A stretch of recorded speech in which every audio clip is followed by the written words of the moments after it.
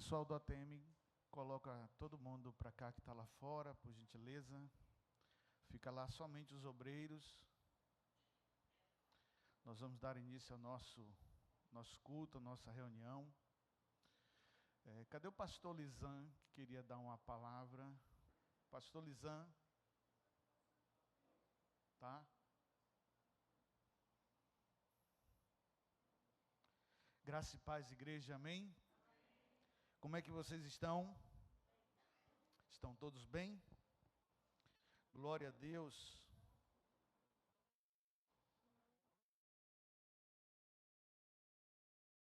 Domingo pós-carnaval, né, irmãos? Domingo pós-carnaval.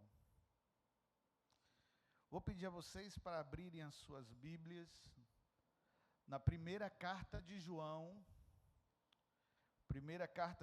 capítulo 5, verso de número 19.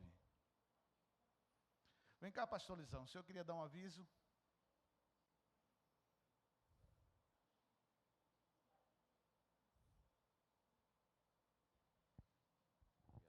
Olá, meus irmãos, a paz de Cristo, tudo bem com vocês?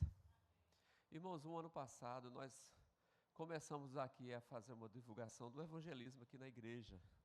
E esse ano a gente quer fomentar uma equipe de evangelismo e a gente quer convocar você para fazer parte dessa equipe. A gente vai estar nessa equipe planejando as ações que a gente vai fazer. A gente já tem Melk aqui que trabalha mais Débora com evangelismo de impacto, mas a gente quer fomentar outros módulos de evangelismo aqui na igreja. Então eu quero contar com você e fazer parte dessa equipe. Então, se você tem essa chama aí de evangelizar, de querer fazer um evangelismo pessoal, um evangelismo no bairro, no seu condomínio, aqui na igreja, concentração, bom, qualquer forma de evangelismo, eu quero contar com você para a gente juntar as ideias e a gente fazer esse ano agora, que o ano Redice começa depois do carnaval, né? E a gente formar esse ano uma equipe boa de evangelismo, para a gente atacar aí essas pessoas que estão distantes do Evangelho de Cristo Jesus. Então eu quero contar com você. Então, se isso sinalizou no seu coração, dizendo assim, eu quero, me procura depois do culto, então, tá bom?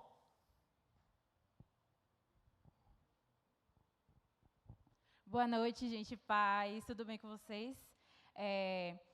No sábado que vem, nesse sábado agora, na verdade, o Vivos vai estar promovendo um cinema. Todos estão convidados, tá? Todo mundo da igreja, quero ver todo mundo aqui, especialmente os jovens. Vai ser às 19 horas, teremos pipoca e refri, tá? E para mais informações, vocês sigam lá o Instagram da gente do Vivos, certo? Certo? Obrigada.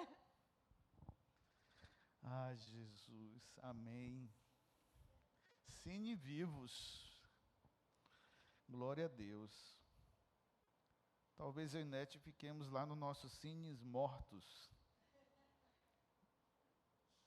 Abriram aí a palavra? Glória a Deus. Aleluia. Quem não tiver Bíblia, acompanha aqui pelo telão. A palavra diz o seguinte: sabemos que somos de Deus e que o mundo inteiro jaz no maligno. Amém? Palavra forte, né? Primeiro culto pós-carnaval. Essa palavra, ela foi pensando um pouco nesse momento que o nosso país viveu, esse final de semana, né? Diga-se de passagem, que o brasileiro ele já começa em ritmo de carnaval e que o ano só começa depois do carnaval, né? Mas, enfim, pensando nisso e pensando na palavra para o dia de hoje, buscando ao Senhor, o Senhor me trouxe essa palavra e nós vamos discorrer em cima desse texto. Amém? Pai, nós te louvamos, ó Deus, te bendizemos, exaltamos o teu santo nome, Senhor, e colocamos diante do Senhor a nossa vida, a nossa mente, o nosso coração, para que o nosso entendimento agora esteja cativo à compreensão daquilo que o teu Espírito Santo vai ministrar nessa noite para as nossas vidas. Abre os olhos do nosso entendimento para que possamos compreender a grandeza da tua lei, Senhor. A Deus, nos dá um coração dilatado para que nós possamos receber a tua palavra e ela entrar em nós e nos curar e nós nos convertermos ao Senhor, em nome do Senhor Jesus Cristo. Amém? Aleluia. Sabemos que somos de Deus e que o mundo inteiro jaz no maligno. O apóstolo João, ele escreve essa epístola, irmãos, com a intenção de fortalecer a segurança dos crentes diante dos desafios que eles viviam na sua época, no seu período. E é interessante que quando nós olhamos para as Escrituras, os desafios eles não mudam, eles continuam sendo o mesmo desafio também hoje. A igreja de hoje enfrenta os desafios semelhantes aos desafios que os irmãos, há 2000 anos atrás, enfrentaram. Então veja que não existe nada de novo. E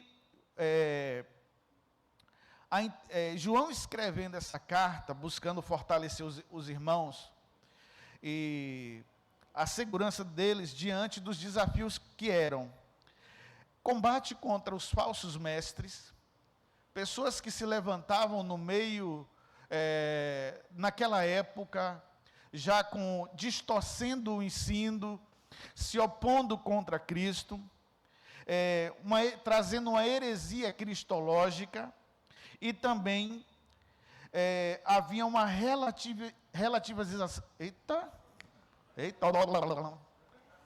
Havia uma relativização do pecado. O pastor também erra, está vendo? Se não falar devagar, não vai. Então, isso era muito comum e não é diferente de hoje. Porque nós também temos muita coisa hoje, muitos cristãos também pensando que o pecado é algo relativo. E vivendo esse contexto. Então, João escreve essa carta para fortalecer os crentes, os irmãos que estavam firmes, a permanecer firme no combate, né? E ele diz assim no verso de número 2, capítulo 2, verso 18, vai dizer: filhinhos, esta é a última hora, e como vocês ouviram que o anticristo vem, também agora muitos anticristos têm surgido, por isso sabemos que é a última hora. E por que ele vai chamar esses falsos mestres de anticristo? Porque a oposição deles era exatamente contra Cristo, contra a sua divindade. Eles queriam desmerecer a divindade de Jesus. E nós sabemos que Jesus, ele é Deus. Amém? E aí esses falsos mestres, eles traziam junto consigo uma teologia herege, que era uma teologia, uma heresia cristológica. Ou seja, eles queriam dizer que Jesus ele não veio em carne e osso, ele foi apenas um espírito. E João diz isso no capítulo 2, verso 22, quando ele diz assim, quem é o mentiroso, senão aquele que nega que Jesus é o Cristo? Este é o anticristo, que nega o Pai e nega o Filho. Então perceba que essas coisas elas são comuns. Nós vivemos em um contexto hoje, onde nós temos muitos falsos profetas, e que trazem muitas heresias e tentam introduzir dentro da igreja. E aí nós temos a questão da relativização do pecado, nós temos também uma teologia da prosperidade, nós temos uma teologia que gira em torno do homem, tá? Que exalta o homem, ou seja, que diz que Deus, ele está para nos servir e não nós para servirmos a Deus. Então, o combate, irmãos, são os mesmos. O combate são os mesmos. E ele diz no capítulo 1, verso 6, sobre o pecado. Se dissermos que mantemos comunhão com ele e andamos nas trevas, mentimos e não praticamos a verdade. Certo? se dissermos que temos comunhão com Ele e andamos nas trevas, mentimos e não praticamos a verdade. E isso é uma coisa, às vezes, não tão perceptível. Por quê? Porque, às vezes, a gente não conhece a vida de todo mundo. Mas a pessoa está nutrindo dentro de si uma vida de pecado, mas que o seu pecado não empata de ter comunhão com Deus. E a Bíblia vai dizer, o próprio João vai dizer, sede santos, assim como Ele é santo. Então não tem como ter, Deus ele não comunga, irmãos, do nosso pecado. Ele nos perdoa, Ele é misericordioso, mas quando nós dizemos que não temos pecado, ou que temos comunhão com Ele, mesmo andando em pecado, nós estamos sendo o quê? Mentirosos. No capítulo 2, verso 4, diz assim, aquele que diz, eu o conheço, porque às vezes quando a gente vai falar de pecado, ou que a pessoa precisa se converter, mesmo sendo crente, e a gente precisa entender isso. Jesus chegou para Pedro e falou assim para Pedro, Pedro, um dos discípulos de Jesus, andou 3 anos com Jesus, e no final da caminhada, quando Jesus já está para subir aos céus, ele vira para Pedro e diz assim, Pedro, quando tu te converteres, dá testemunho aos teus irmãos. Percebam uma coisa, Jesus ele não tem dificuldade de se relacionar conosco, mesmo nós não sendo convertidos. Mas ele não passa a mão na cabeça. Isso não passa batido diante dele. Vem a palavra, se converta, Pedro. Mas aí a pessoa fala muitas vezes assim, mas você sabe se eu não sou convertido? A Bíblia vai dizer, conhece-se a árvore pelos frutos. E o que são os frutos? É o nosso testemunho, sim ou não? Então, se eu digo que conheço a Deus e minto, eu estou falando a verdade? Se eu digo que conheço a Deus, mas dou calote nas pessoas, engano as pessoas, sou negligente com as minhas obrigações, eu conheço a Deus? Não, irmãos. Quem conhece a Deus, anda de forma correta. Amém? Aquele que diz, eu o conheço, mas não guarda os seus mandamentos, esse é mentiroso e a verdade não está nele. Então a pessoa diz que conhece a Deus, mas não quer se santificar. A pessoa diz que conhece a Deus, mas não quer mudar os seus hábitos mundanos. Quer continuar na mesma prática do erro. Então, esses frutos vão dizer que nós não conhecemos a Deus. Porque é impossível a gente conhecer a Deus e permanecer da mesma forma. Conhece a religião. Não, eu conheço ali a religião dos crentes, eu faço parte do aprisco ou da igreja batista. Pode até ser, irmão. Mas conhecer ou fazer parte de uma congregação não dá a você o status de conhecer a Deus. Jesus vai dizer, quando vocês me buscarem de todo o coração, de todo o vosso entendimento e de toda a vossa força, então me achareis. Jesus quer ser achado, mas requer de nós empenho de coração, de força e de entendimento. Eu tenho que me esforçar para compreender o que é que Deus quer. O fato de vocês estarem aqui, eu estar aqui ministrando, já há de vocês um esforço, principalmente para quem está distanciado do Evangelho, para compreender o que eu estou dizendo aqui. Mas graças a Deus que nós temos o Espírito Santo, amém, irmãos? Glória a Deus. Então esse é o contexto da carta de João escrita nesse momento. Era para fortalecer os irmãos. João escreve para trazer segurança espiritual. Quando ele diz, sabemos, quando o texto diz assim, sabemos que somos de Deus, ele está afirmando, ele está gerando segurança na igreja. Mas segurança só existe quando sabemos a quem pertencemos. Você sabia disso? Segurança, a gente só tem segurança quando nós sabemos de fato a quem nós pertencemos. E aí vem a pergunta, dessa noite, que é o título dessa mensagem. Quem governa a sua vida? Quem está governando a sua vida? Você sabe? Você sabe quem que governa a sua vida? Você sabe quem que governa as suas decisões, os seus desejos, os seus sonhos, os seus projetos? Quem é que está governando? É Jesus? Ou são os impulsos mundanos? Ou é Satanás? Nossa, irmão, Satanás? Irmão, deixa eu falar uma coisa para vocês.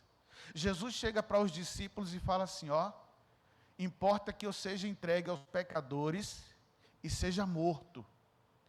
Pedro, discípulo que amava Jesus, amigo de Jesus, disse assim, Jesus, não, a gente não vai deixar que isso aconteça não.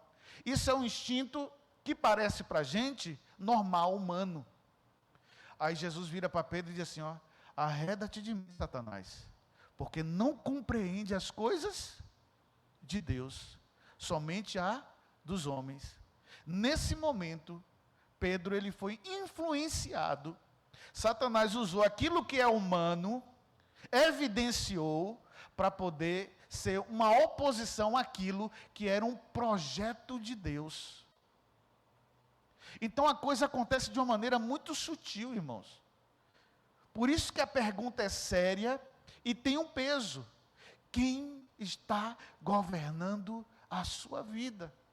Porque Pedro, nesse momento, depois dele ter sido usado por Jesus, pelo Espírito Santo, quando ele diz assim, quando Jesus pergunta assim, quem as pessoas dizem quem eu sou? E aí eles disseram assim, uns dizem que o Senhor é o profeta, outros dizem que o Senhor é João Batista que ressuscitou. E ele pergunta para os discípulos, e vocês? Quem dizeis que eu sou? E aí Pedro, cheio do Espírito Santo, diz, tu és o Cristo, o Filho de Deus. Olha que coisa maravilhosa. Aí Jesus disse, não foi tu, pai. Não foi tu não, Pedro. Não foi a carne e o sangue que revelou isso. Isso não procede do conhecimento humano. Isso procede do meu Pai que te revelou. Então Pedro recebe uma revelação de quem é Jesus. Mas logo depois, Satanás encontra uma oportunidade para usar o mesmo Pedro. Então perceba como as coisas são sutis, irmãos. E é por isso que nós temos que estar o tempo todo atentos, vigilantes e em oração. Amém?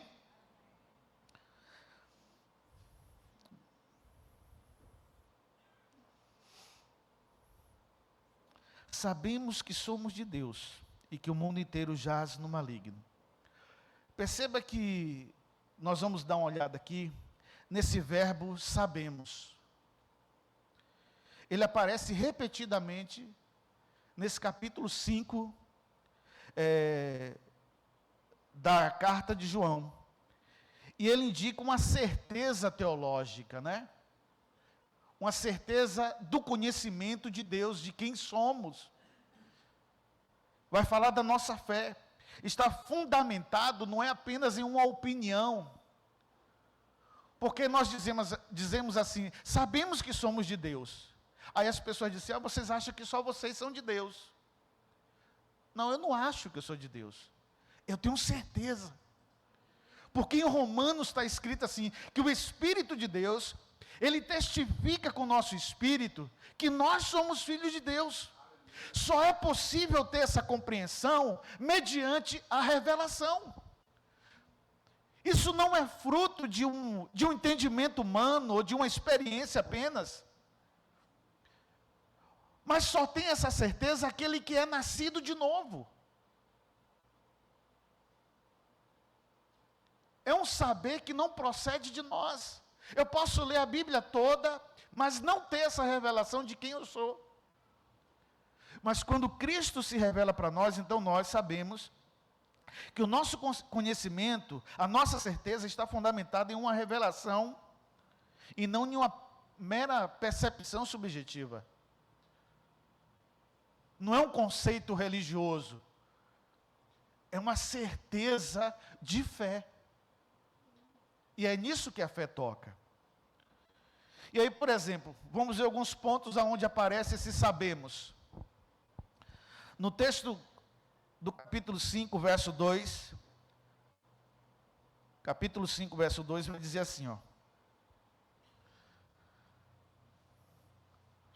Aqui está diferente na minha, mas eu vou ler, vou aqui, ó. Desta forma, sabemos que amamos os filhos de Deus, amando a Deus e obedecendo aos seus mandamentos. Então veja, ele dá uma afirmação. Desta forma sabemos, que forma? Que amando a Deus, obedecendo os seus mandamentos, amamos também os filhos de Deus. Como é que eu amo o meu irmão? Ele está falando de filhos, é o meu irmão, aquele que também foi gerado de Deus. Eu amo o meu irmão como? É porque também eu amo a Deus. Eu tanto amo a Deus que eu amo os meus irmãos. Mas eu também só posso amar a Deus se eu também guardar os seus mandamentos. Não tem como eu dizer que eu amo a Deus e não guardar os seus mandamentos, irmãos. Como é que um crente vem dizer assim, eu não consigo perdoar, não guardou o mandamento do perdão. E se você não guardou esse mandamento, você não ama a Deus. Eu não consigo parar de mentir, não ama a Deus.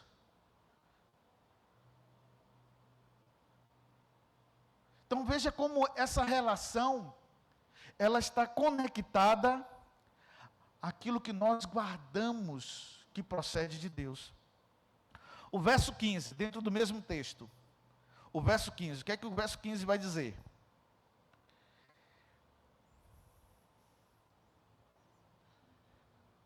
Assim, se sabemos que Ele nos ouve em tudo o que pedimos, sabemos que temos dele o que pedimos, uma certeza. Se Ele nos ouve, então eu sei que Ele vai me dar aquilo que eu pedi. Aquilo que pedimos,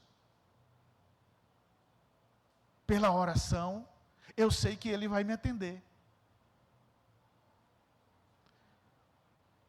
Essa é uma certeza, fundamentada em uma revelação. Jesus vai dizer, olha, e tudo quanto pedirdes em meu nome, eu vos farei para que o nome do Pai seja o quê? Glorificado. Mas antes disso ele vai dizer, guarde os meus mandamentos. E guardar os mandamentos é o quê? Nada mais é do que aplicar o nosso coração para fazer a vontade de quem? A minha ou a de Deus? A sua ou a de Deus? A de Deus. Então quando eu vou pedir alguma coisa, até o meu pedir, ele é assim, Pai, eu estou querendo isso aqui, mas seja feita a tua vontade. Olha como nós pedimos, e sabemos que Ele pode nos dar, e que Ele nos dá. Amém? Vocês estão entendendo? Glória a Jesus. Verso 19. Verso 19 é o texto que nós estamos lendo. Vamos para o verso 20. O verso 20 vai dizer: sabemos também que o Filho de Deus veio e nos deu entendimento para que conheçamos aquele que é o verdadeiro. Tem continuação? Tem. E nós estamos naquele que é o verdadeiro, em seu Filho, Jesus Cristo. Este é o verdadeiro Deus e a vida eterna. Deixa eu fazer a leitura completa aqui. Também sabemos que o Filho de Deus já veio e nos tem dado entendimento para reconhecermos aquele que é o pronto. Isso é uma certeza. Uma certeza de quê? De que Jesus veio e nos deu entendimento através do Evangelho para que nós pudéssemos conhecer o que é verdadeiro. O Evangelho, ele veio para nos fazer entender o que é verdadeiro. Visto que nós vivemos em um mundo de mentiras. E aí ele diz: e nós estamos naquele que é o verdadeiro, em seu Filho Jesus Cristo. Este é o verdadeiro Deus e a vida eterna. Aí Jesus vai dizer, estais em mim e eu em vós. Jesus fala isso lá no Evangelho de João, mostrando para nós que nós precisamos estar onde? Nele, porque Ele é a verdade, Ele é a vida, Ele é o caminho que nos conecta com o Pai. Amém? Ele é o verdadeiro Deus. Veja que quando ele diz assim, ó, eu sou o caminho, a verdade e a vida, não é assim? Ninguém vem, olha que coisa interessante, pastor Lisandro estava me ensinando isso hoje de manhã na escola bíblica. Ele não fala assim, ninguém vai, é ninguém vem. Oxe, por que ninguém vem? Porque Ele é o próprio Deus. Filipe vai dizer, Senhor, mostra-nos o Pai. E aí ele vira para Filipe e diz, mas eu estou há tanto tempo com vocês. Jesus é a personificação, Ele é a expressão exata do Pai. No Evangelho de João, capítulo 1, vai dizer, no princípio era o Verbo estava com Deus, e o Verbo era Deus, irmãos. Quem é Jesus? Jesus é Deus, Jesus é o Pai. É uma coisa meio complicada para a gente entender às vezes, mas essa é a revelação de Deus. Jesus é a revelação do Pai para nós. Amém? Está comigo aí vocês? Glória a Jesus.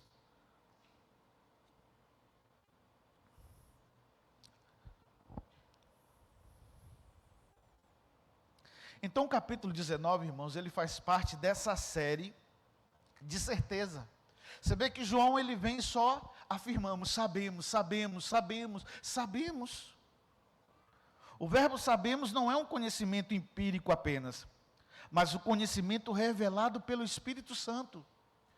Não é um saber de academia, não é um saber de pesquisa, é um saber de revelação. Jesus, ele se revela para nós. Jesus, ele gera em nós essa certeza por meio do seu Espírito. Jesus disse, olha, o Espírito Santo da verdade, ele vos ensinará todas as coisas. É o Espírito Santo. Ele fala isso no versículo 27 do capítulo 2. Capítulo 2, verso 27, ele vai falar sobre isso. Olha aqui. Quanto a vocês, a unção, que unção é essa? A presença do Espírito Santo, que receberam dele, permanece em vocês, e não precisa que ninguém os ensine. Essa é a unção verdadeira, não falsa. Ela os ensina a respeito de todas as coisas, como ele os ensinou, permaneçam nele. Então o Espírito Santo, ele vai nos ensinar o quê? Tudo acerca de Jesus. O Espírito Santo vai nos ensinar, olha, permaneça nele. Quando nós dobramos o nosso coração, o nosso joelho com sinceridade, o Senhor vem pelo seu Espírito e nos enche, nos dá esse conhecimento.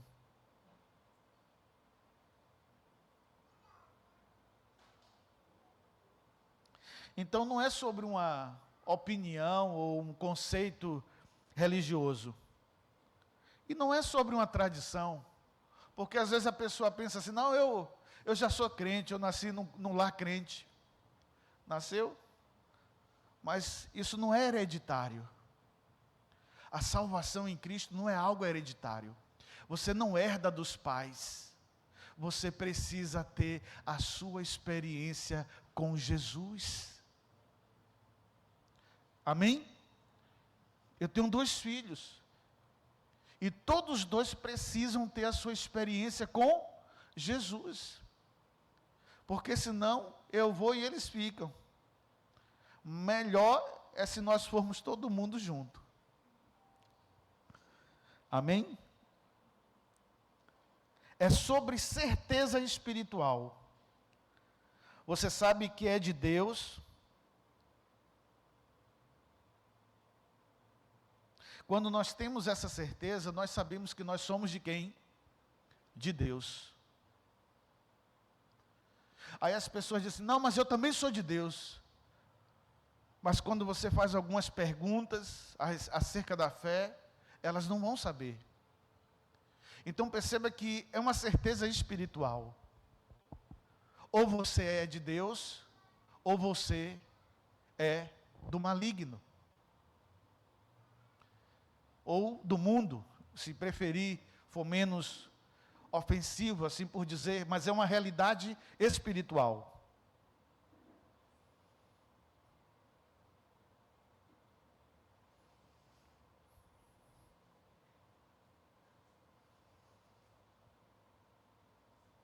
E aí tem essa pergunta: você tem certeza de que você sabe de quem você é? Ou você apenas acha? A fé, ela não comunga com a axiologia.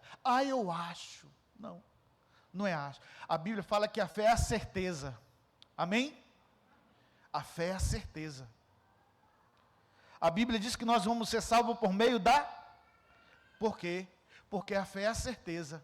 Nós não vamos ser salvos, irmãos, porque nós somos perfeitos, mas porque nós cremos. Mas a nossa fé em obediência, na obediência, nós somos aperfeiçoados. Falei sobre isso hoje pela manhã, depois da mensagem que Elton trouxe aqui, uma mensagem abençoada.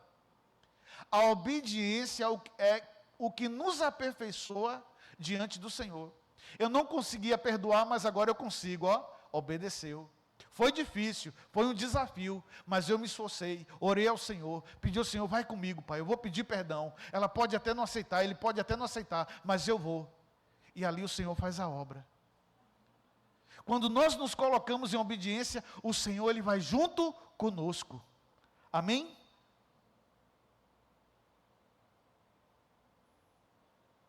Sabemos que somos de Deus. O que é que essa expressão significa? Significa que temos uma identidade, irmãos. Essa expressão, sabemos que somos de Deus, fala da nossa identidade regeneradas em Cristo. A expressão indica uma nova origem. Nascemos de novo. Também fala de uma origem espiritual e de um novo nascimento. Evangelho de João agora, Evangelho, capítulo 1, verso 12 e o verso 13. Evangelho de João, capítulo 1, verso 12 e o verso 13. Veja o que diz essa palavra. Contudo, aos que o receberam, aos que creem no seu nome, deu-lhes autoridade de se tornarem o quê? A quem foi dada essa autoridade? Volte, pode voltar. A quem foi dado esse direito de serem chamados filhos de Deus? Aos que o receberam e creram em quê? No seu nome. Quando é que eu me torno filho de Deus? Quando eu recebo a Jesus e creio no seu nome. No mundo espiritual, no cartório celestial, nós somos registrados como filhos de Deus. Prossiga, verso 13. Os quais não nasceram do sangue, ou seja, não é hereditário, não passa de pai para filho, nem pela vontade da carne, não é pelas relações, e nem pela vontade do homem, ou seja, não é aquilo que eu quero simplesmente ser. Eu também sou filho de Deus, eu também quero ser filho de Deus. Não depende de você querer, depende da decisão que você toma diante do Senhor. Se você o receber e crer no nome de Jesus, então você será um filho de Deus. É simples. Os quais não nasceram do sangue, nem pela vontade da carne, nem pela vontade do homem algum, mas nasceram de quem? Nasceram de quem? De Deus. Quem gerou foi quem? Deus. Quem gera essa nova vida, essa nova pessoa em cada um de nós, é Deus. Amém? É o aprisco? Teve alguém que foi gerado aqui pelo aprisco? Não, irmãos. Vocês podem até ter sido gerados pela pregação da palavra. Porque a Bíblia vai dizer que a fé, ela vem pelo ouvir, e ouvir a palavra de Deus. Então vocês começam a ser gerados nesse embrião espiritual de Deus. Amém? Voltando lá para 1 João, capítulo 5, verso 1, só vou falar aqui a parte A do texto.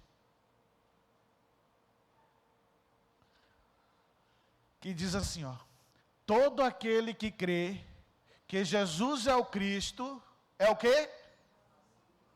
Pronto. Como é que eu sei que eu sou nascido de Deus? Se eu creio que Jesus Cristo é Filho de Deus. Todo aquele que crê que Jesus Cristo, ou que Jesus é o Cristo, perdão, é nascido de Deus. Todo aquele que crê que Jesus é o ungido de Deus, todo aquele que crê que Jesus é o Salvador, todo aquele que crê que é o Messias, esse é nascido de Deus.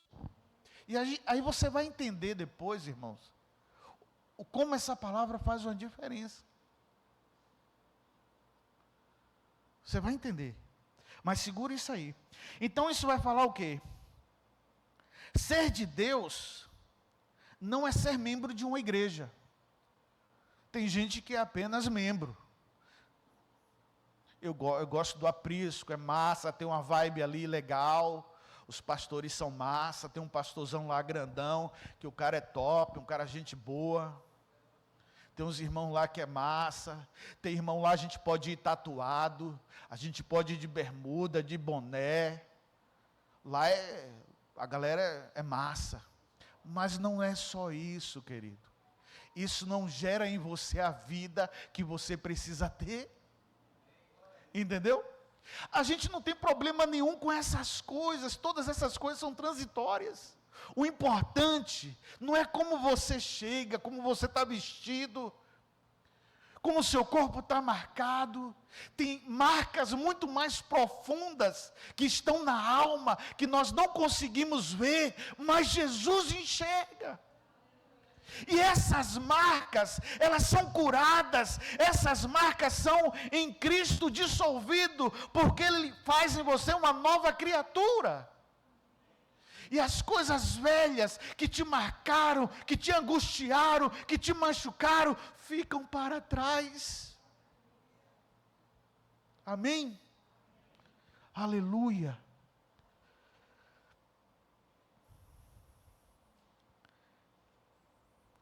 Ser de Deus é o simples fato de ter sido gerado por Deus. É uma transformação de natureza. Tem um cara, no Evangelho de João, capítulo 3 em diante, do 1 em diante, um cara chamado Nicodemos.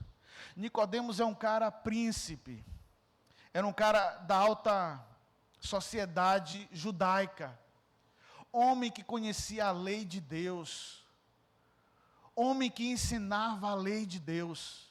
E ele foi ter com Jesus à noite, certamente para que os seus companheiros não vissem, né? Talvez, não sei. Mas ele foi com Jesus.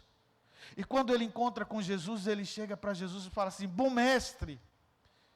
Jesus nem deixa ele continuar. Jesus vira para Nicodemos e fala assim: olha, se o homem não nascer da água e do Espírito, não pode entrar no reino de Deus. E ele ficou sem entender. E Jesus fala assim: você sendo mestre em Israel, você não compreende as coisas terrenas, quanto mais as coisas espirituais. Mas era um cara que conhecia a lei, que conhecia o Deus da lei, mas não tinha uma experiência. Eu posso conhecer a Bíblia, mas nunca ter nascido de novo. E a gente precisa nascer de novo. Ser de Deus é isso. Quando nós afirmamos, sabemos que somos de Deus, é porque nós temos uma certeza de que nós nascemos de novo, amém? Aleluia. E ser de Deus implica algumas coisas. Implica o quê?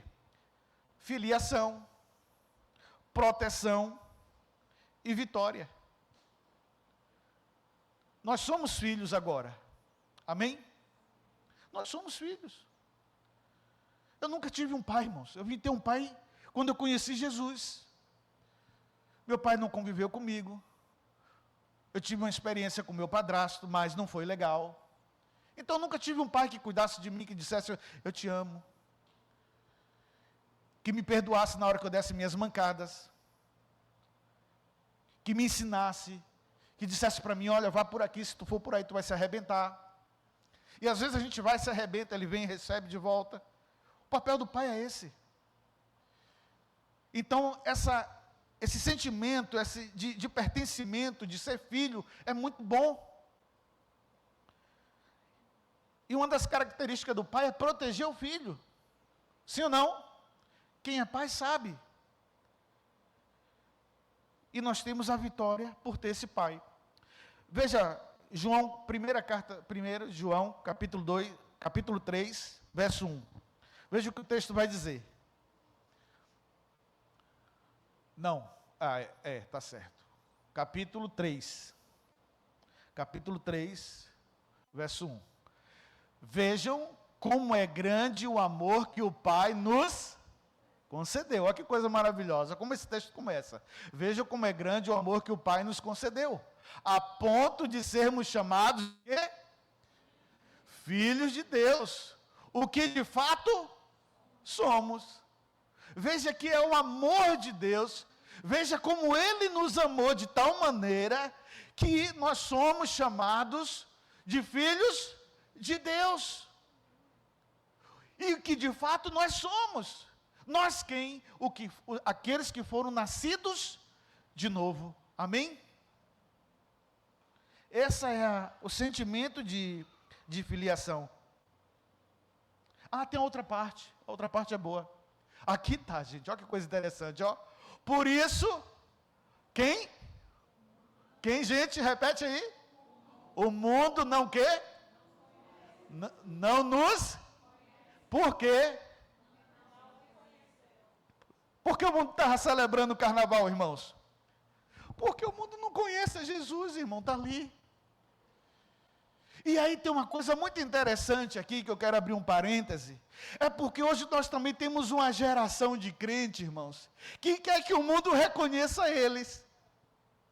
Quer disputar, mídia televisiva, irmãos. Eu lembro que aqui uma vez em feira, teve uma caminhada da paz, e aí a TV Subaé fez uma cobertura. Aí teve a marcha para Jesus, nada. Aí os crentes ficaram revoltados com isso. Gente, pelo amor de Deus, o mundo não nos conhece, porque não conheceu a Ele. Nós não precisamos de mídia do mundo, nós não precisamos do aplauso do mundo, deixa disso. Porque o mundo não nos conhece, não conheceu a Ele. Aí você quer ser conhecido. Você quer que o mundo diga, nossa, que crente massa. Não, o mundo vai chamar a gente de enlatado, gente, é isso mesmo. Entendeu? O mundo vai criticar. Jesus disse, olha, bem-aventurado quando disserem todo mal contra vós. Que nisso nós devemos nos alegrar. Então não fica ofendido não quando chama você de enlatado. Só não seja as coisas que ele diz que tem na lata. Não seja um crente hipócrita, né? Que a ideia ali foi criticar os que se chamam crentes, mas vivem uma vida hipócrita, adultera, entendeu? Era o fermento ali da latinha deles. Quem pegou o enredo sabe.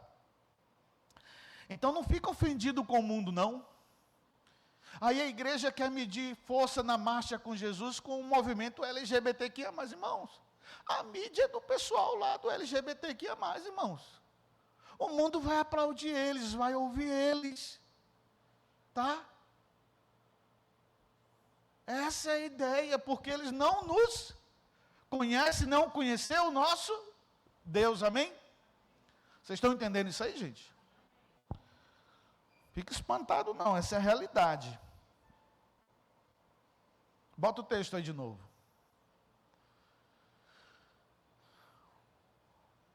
Por isso o mundo não nos conhece, porque se não conheceu a ele, irmão, Jesus fala assim, ó, se perseguiram a mim, que sou Senhor, quanto mais a vós. Então, irmão, toda vez que o mundo nos açoitar, nos criticar, nos falar mal da gente, claro, a gente estando em Cristo. Porque aí vem um crente errado, caloteiro, mentiroso, que o mundo vai falar mal, mas não é por conta do nome de Jesus. É porque o cara é errado mesmo. Aí esse daí tem que tomar vergonha na cara e se converter. Amém? Proteção. Capítulo 5, dentro do mesmo livro, verso 18.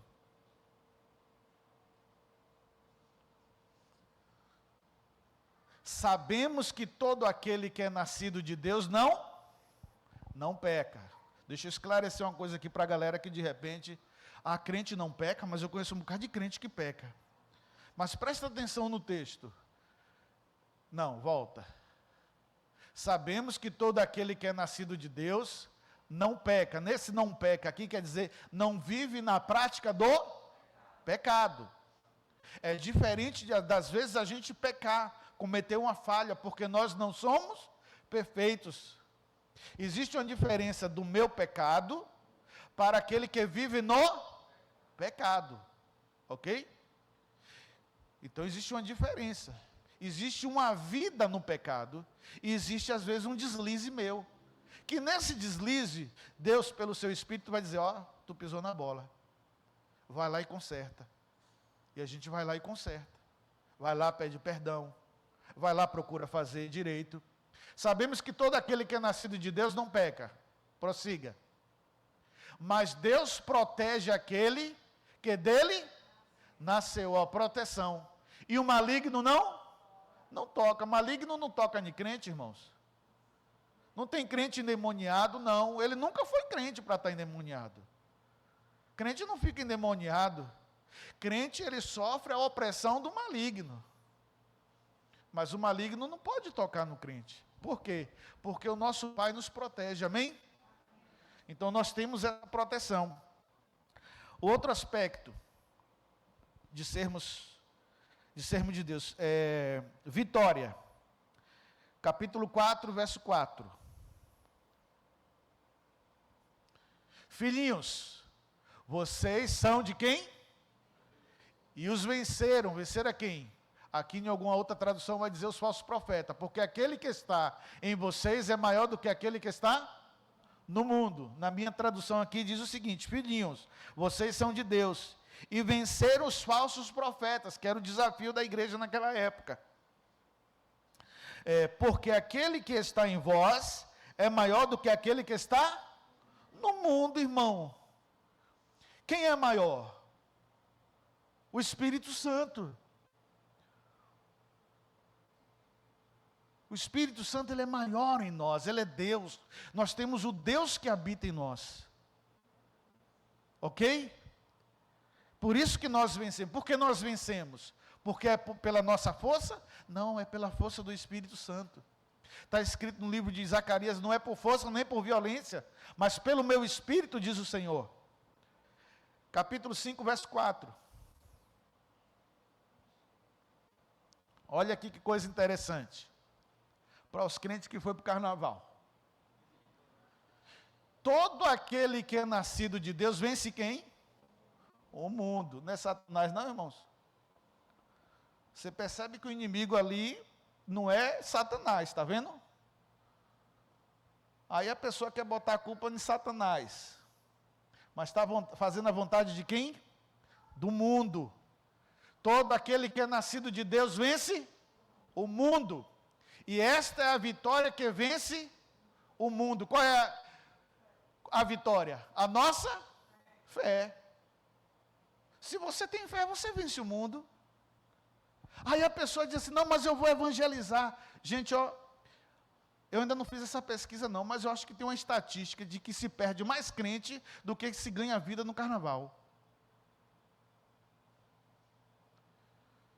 Aí o cara vai evangelizar Bel no chiclete com banana, irmãos.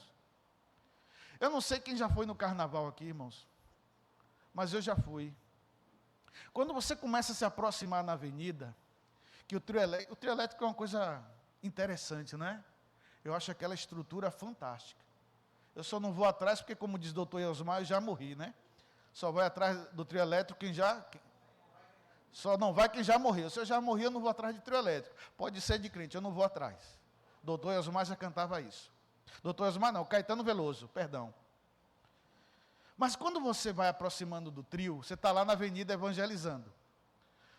Eu, quando evangelizava em torno do circuito. Mas quando você vai passar pelo circuito, tem que atravessar para o outro lado. Se tiver um trio perto, você vai lá normal, né? Aí você vai andando, aí de repente o corpo começa a fazer assim, ó. Ó, pensar que não, você está assim. Se você não sair, irmão, você começa a ir atrás do trio. Sabe por quê, irmãos? Porque isso aqui é uma manifestação da carne. A carne, ela não é convertida. Então, esse negócio do crente se expor dessa maneira, se você não tiver fé, ó, o corpo vai, ó, entendeu?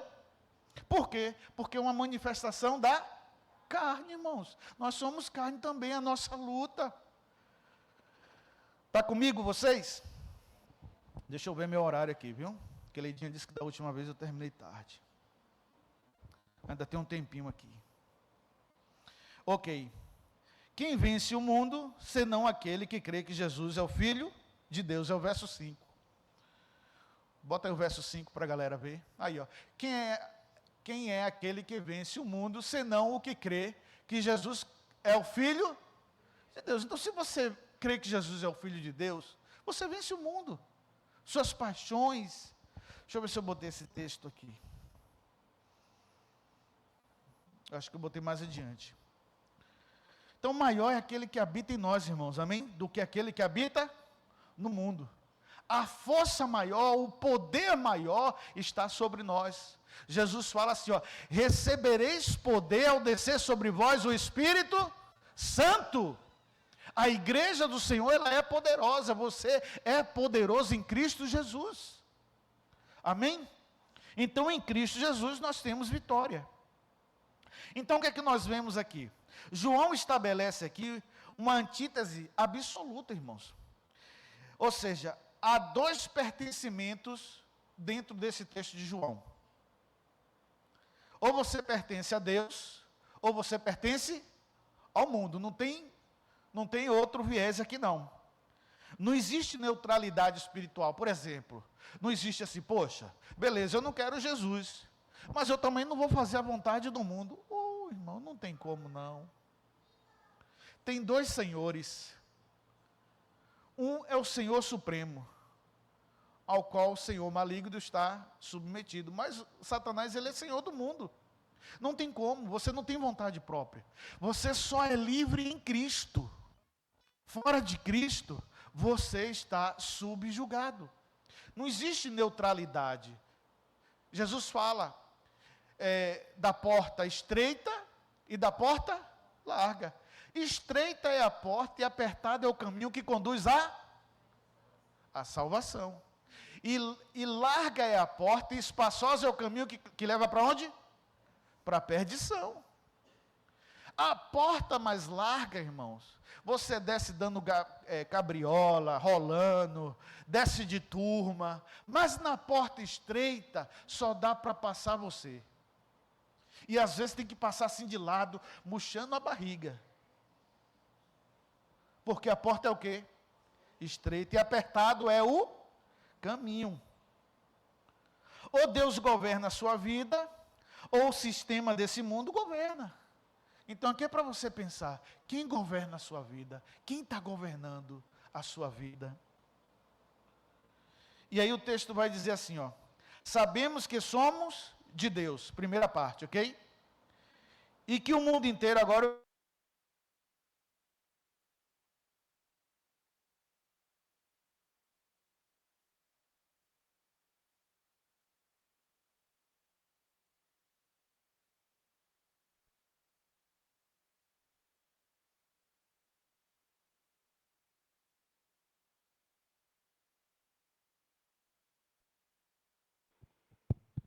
Foi.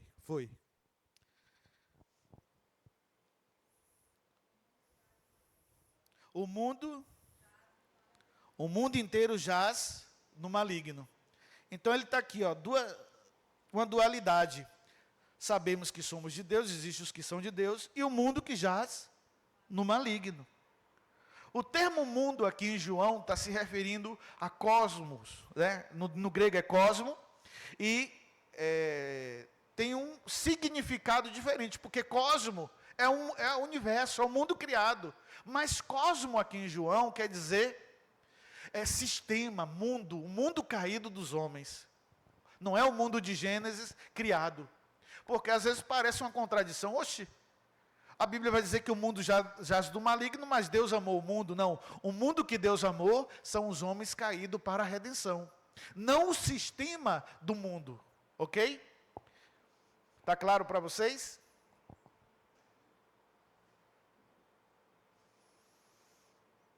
E aqui nós temos o sistema organizado de valores opostos a Deus, estrutura moral rebelde contra Deus, sociedade sob influência espiritual caída.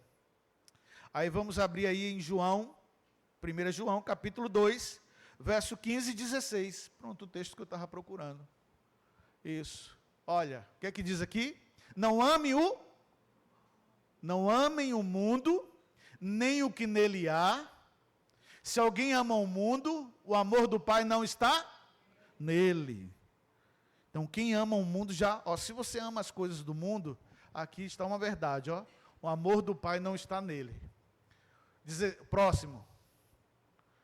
Pois tudo que há no mundo, o desejo da carne, o desejo dos olhos e a arrogância da vida, não provém de quem? Não provém do Pai. Essas coisas não provêm do Pai, mas do mundo. Então veja que o mundo trabalha com essa questão da carne, o desejo da carne. Qual é o desejo da carne? Uma festa dessa de carnaval, queridos. Nossa, o carnaval ele fala de uma inversão de valores. É a plenitude da depravação humana. Lá você pode ser quem você quiser ser. Já parou para pensar nisso? É a festa do caos. É a festa da inversão de valores. Porque ela trabalha com o quê? Com a carnalidade. O desejo da carne. E aí tem prostituição, de todos os modos e maneiras, violência, ok? Orgias, drogas. Ou seja, o homem é o período da festa em que as pessoas são livres para manifestarem tudo o que elas desejam ser. E essas coisas não vêm do Pai. Entenderam aí? A concupiscência dos olhos, tudo aquilo que a gente vê, um desejo exagerado e a soberba da vida. Essas coisas não procedem do Pai, gente. Deus é humilde, Deus é santo, Deus é um Deus de paz, Deus é um Deus de ordem, não de desordem. Amém? Deus ele quer colocar em ordem todas as coisas na nossa vida. A nossa vida fora de Deus é um caos. Mas em Cristo todas as coisas são colocadas no seu devido lugar, até a nossa identidade. Até a nossa identidade. Em Cristo Jesus, ela é refeita novamente. Estrutura moral rebelde. Romanos capítulo 8, verso 7. Romanos capítulo 8, verso 7.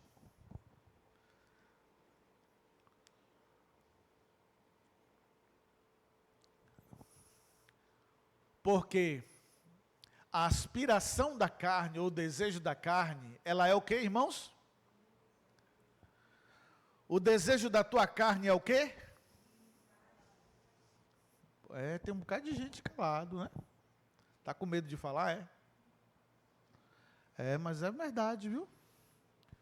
Porque a aspiração da carne é inimizade contra Deus. Pois não se submete a quem?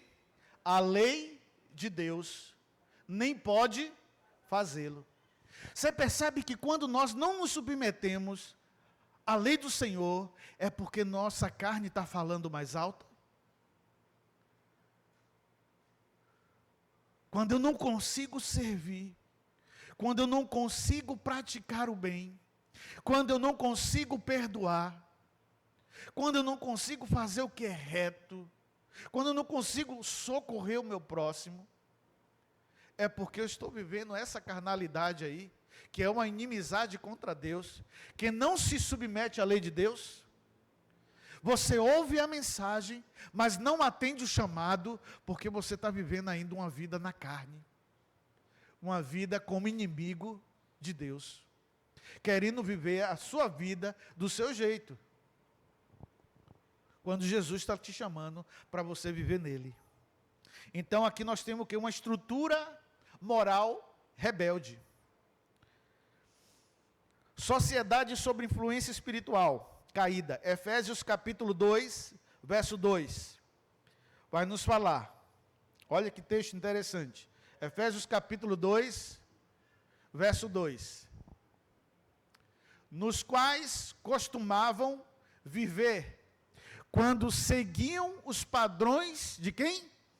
Deste mundo. E olha o detalhe. E o príncipe do poder do ar, o espírito que agora atua nos filhos da desobediência. Tem continuidade? Não. Só até aí mesmo. Deixa eu ver se eu botei o 3, não. Nos quais vocês andaram no outro tempo, segundo o curso deste mundo, segundo o príncipe da potestade do ar, o espírito que agora atua nos filhos da desobediência. Ou seja, quem não obedece está sobre uma influência maligna, irmãos. Mas não é obedece a mim, não é obedece à religião, é obedece a Deus. Tá? Vive segundo o curso desse mundo, que é regido por Satanás.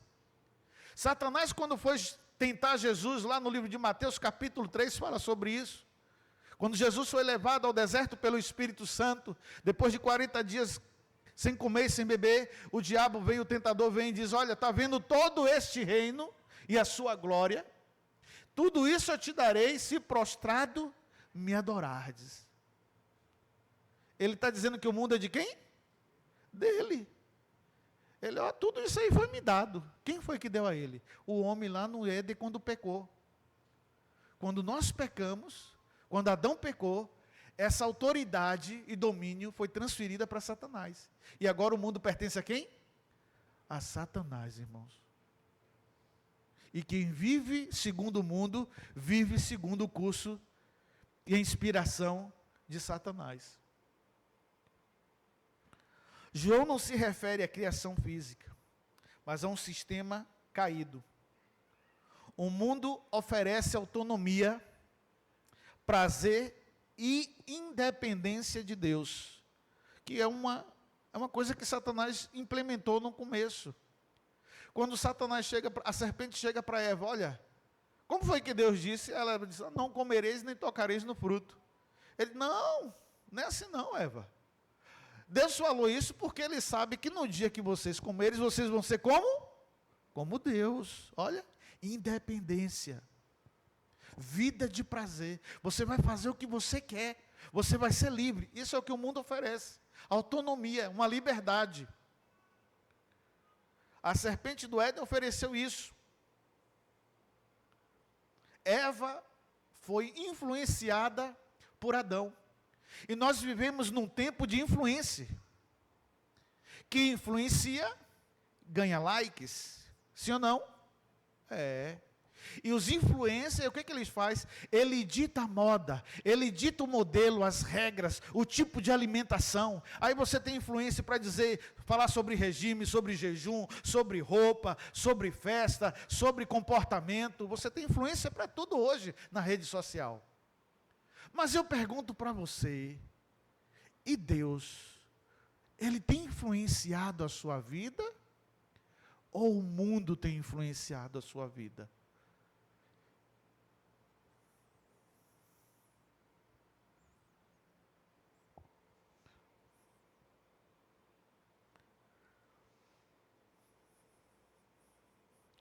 Quem influencia dita as regras, irmãos.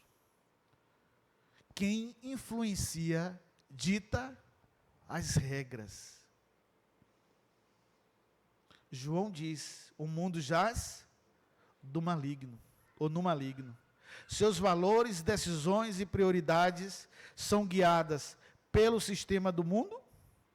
Quem está governando sua vida? A palavra jaz, onde é que a gente vê essa palavra? Quando a gente vai no cemitério e tem lá na lápide, jaz fulano de tal. Jaz quer dizer deitado, prostrado. O mundo jaz no maligno, ou seja, o mundo está prostrado no maligno, está morto no maligno.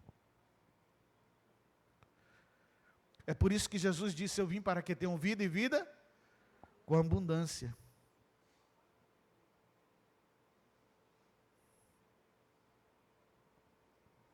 É uma condição passiva e contínua sobre o efeito da hipnose do pecado. A pessoa não tem reação. A pessoa não consegue reagir. Por quê? Porque ela está presa nas garras do pecado, de um sistema mundano, perverso. As pessoas até pensam que estão livres, mas estão escravas. E quem é o maligno? O maligno é Satanás, que é uma pessoa real. No capítulo 3, verso 8,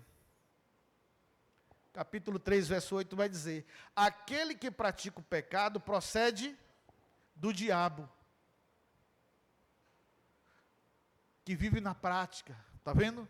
Aquele que pratica o pecado procede do diabo, porque o diabo vive pecando desde o princípio.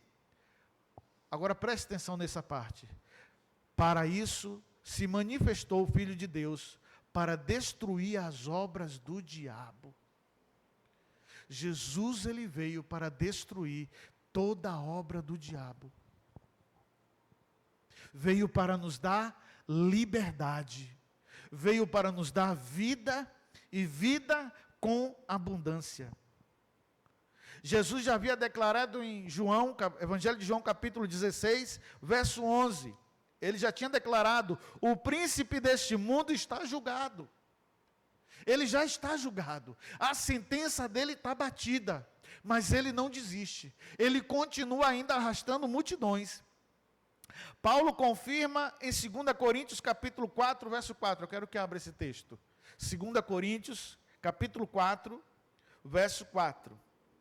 Olha o que diz o texto: o Deus desta era cegou o entendimento de quem? Dos descrentes, daqueles que não creem. Não é do crente. O que crê, os seus olhos estão abertos. Mas quando nós não cremos, a gente não consegue entender porque os nossos olhos estão fechados. Por quê? O Deus desta era cegou o entendimento dos incrédulos. Prossiga. Para que não vejam a luz do Evangelho da glória de Cristo, que é a imagem de Deus.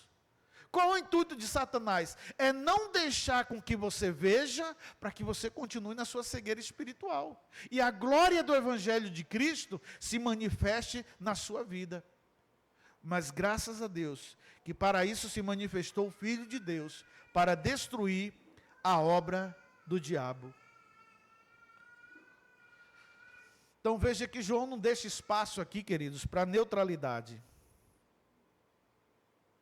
Ou você é governado pelo Espírito Santo de Deus, ou é conduzido pelo curso desse mundo.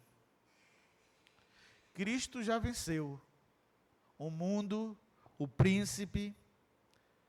A pergunta aqui é, pessoal, de fato: quem governa a sua vida?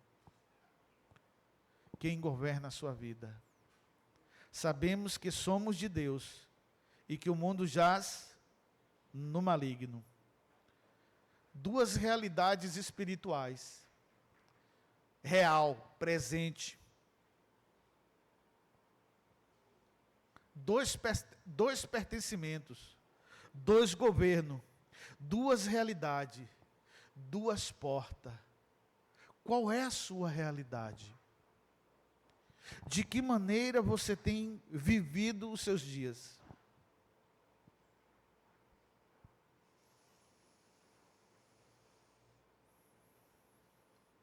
De que maneira você tem vivido a sua vida?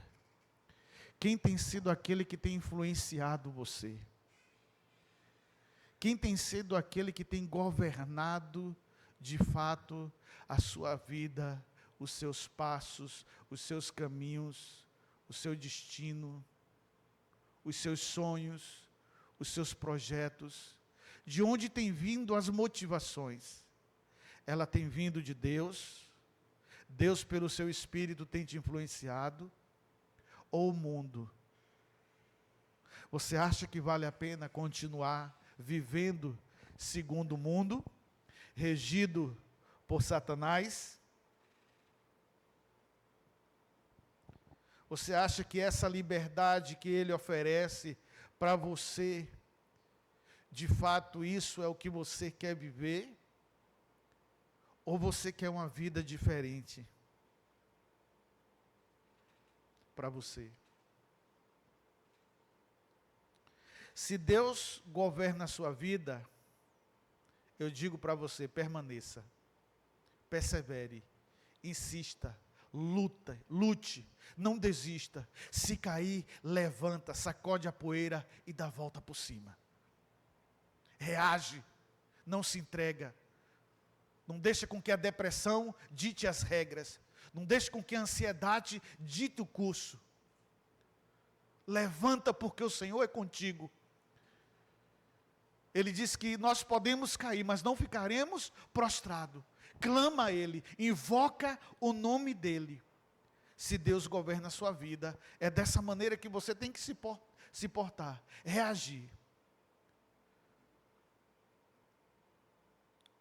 Mas se você está em dúvida, se você não tem certeza de quem governa a sua vida, então renda-se a Jesus. Renda-se a Jesus. Mas se é o mundo que tem governado, regido as regras na sua vida, digo hoje para você, arrependa-se e creia em Jesus. Porque Jesus, Ele quer te dar a vida hoje. Jesus, Ele quer mudar a sua história. Jesus, Ele quer apagar as marcas que o mundo fez em você. Jesus, Ele quer fazer nova todas as coisas na tua vida. Sabe por quê? Porque Ele te ama. Porque o seu amor, por conta do seu amor, Ele quer te chamar de filho, de filha. Ele quer ter essa relação paternal com você. Então, se você tem vivido segundo o mundo, arrependa-se hoje. E se você tem dúvida, renda-se a Jesus hoje. E aí eu pergunto para você, você vai querer quem governe a sua vida? Jesus ou o mundo? Lembra da palavra que nós lemos aqui? Aquele que o receber, deu-lhe o poder de ser feito filho de Deus. Você quer se tornar um filho de Deus hoje? Você quer receber Jesus pela fé? Entregar a sua vida a Ele e deixar com que Ele daqui por diante governe a sua vida, que Ele gere em você o filho que Ele quer que você seja, a filha que você quer que você seja. Se Deus falou com você hoje pelo Espírito dEle, eu te convido aqui a vir aqui na frente, para que eu possa orar pela sua vida. Se Deus falou com você hoje, pelo seu Espírito, se arrependa, vem aqui hoje, Jesus está te chamando, Ele quer fazer coisas novas. Deixa Ele governar a tua vida. Não perde tempo, porque Satanás, ele não brinca de ser Satanás, ele é Satanás. Ele vai arrebentar com a sua vida. Aleluia.